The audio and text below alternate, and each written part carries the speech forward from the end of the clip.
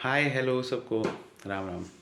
तो कैसे आप लोग? बिल्किस बानो केस के बारे में सबने सुना होगा। बिल्किस बानो केस क्या है, आज वो मैं बताता हूँ। तो 2002 में आप सबको पता है कि दंगे हुए थे और कैसे उसकी एक पूरा डिब्बा जला दिया गया था, जिसके कारण बाद में हिंदू मुस्लिम दंगे हो गए थे। तो बिल्किस बानो को डर था कि दंगे मेरे घर तक पहुँचेंगे और उस टाइम बहुत ज़्यादा मतलब एक हिंसा का माहौल था। तो अपने शोहर के घर छोड़कर अपनी माँ के घर पर वो चली गई। उसको लगा कि यहाँ पे मैं सेफ होंगे, लेकिन वहाँ पर 20-30 लोगों को पता चला कि हाँ यहाँ पे ये करके है, फैमिली है, मुस्लिम है।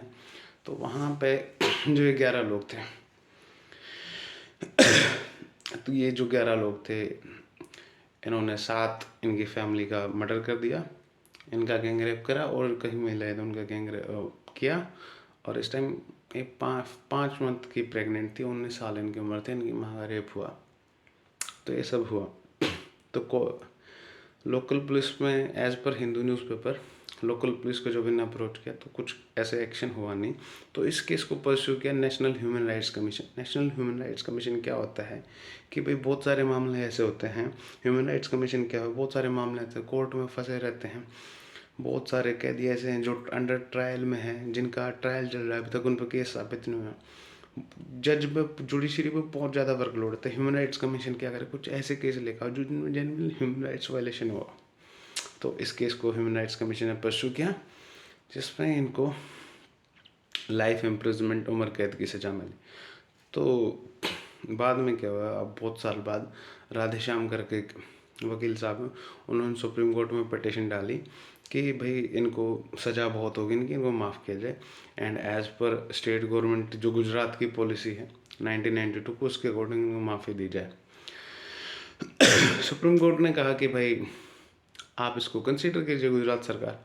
लेकिन मुद्दे की बात क्या थी कि जब उनको सज़ा दी थी वो बॉम्बे कोर्ट ने दी थी, क्योंकि ताकि एक निष्पक्ष जांच हो, गुजरात के बजाय उसको बॉम्बे शिफ्ट कर दिया। तो बॉम्बे कोर्ट ने जो सज़ा दी थी और सुप्रीम कोर्ट ने कहा कि गुजरात गवर्नमेंट कंसीडर कीजिए। गुजरात गवर्नमेंट की jail advisory committee headed by district magistrate, उन्होंने उनको सेट फ्री कर दिया।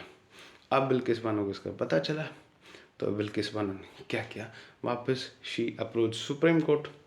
अब प्रोविजंस क्या, कोई भी इंसान जिसको सजा हो वो राष्ट्रपति सर के पास जा सकता है अंडर आर्टिकल 72, जिसमें की सजा माफ़ हो सके, जिसको बोलते हैं pardon, commute, respite, reprieve, remission. Same चीज़ आर्टिकल 161 में गवर्नर के पास है। सेक्शन 432 आईपीसी और सीआरपीसी का कहता है कि हाँ ऐसा रेमिशन किया जा सके, मतलब रेमिशन की प्रोविजन है। 433 ये स्पेसिफिकली कहता है कि अगर आपको उम्र कैद है तो आपको कम से कम 14 साल कंप्लीट करने होंगे। और एक नरेन लश्कर करके केस था 2000 में, उसमें स्पेसिफिकली कहा गया है कि आप किसी को भी छोड़ते समय, आज़ाद करते समय ये देखोगे क्या उस इंसान ने क्राइम जो किया वो इंडिविजुअल नेचर का है या समाज के खिलाफ, मतलब कोई ऐसा क्राइम जो समाज की कॉन्साइंस को निचोड़ दे। हाँ ऐसा। और संगीत वर्सेस स्टेट ऑफ हरियाणा में कहा गया कि भाई जिसको लाइफ इम्प्रिजनमेंट मिले उसको 14 साल से पहले आप नहीं छोड़ सकते। तो सुप्रीम कोर्ट ने जो टेक लिया, ऑनरेबल सुप्रीम कोर्ट, वो टेक लिया कि भाई ये जो आपने माफ़ करा ये गुजरात सरकार ने करा है।